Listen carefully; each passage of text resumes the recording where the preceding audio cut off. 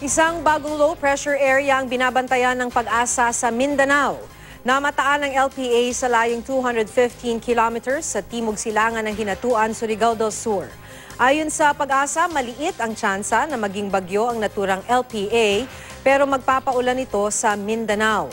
Nakataas ang orange rainfall warning ng Pag-asa sa Surigao del Sur, Agusan del Sur, Compostela Valley, Davao Oriental at Davao del Norte.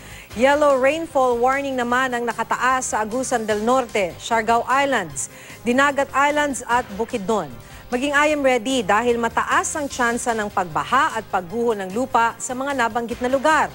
Sa rainfall forecast naman ng Metro Weather, asahan din ang pag-ulan sa hapon sa Eastern Samar at Southern Leyte at iba pang bahagi ng Eastern Visayas. May hinang ulan lang na dulot ng amihan ng mararanasan sa ilang bahagi ng Northern at Central Luzon.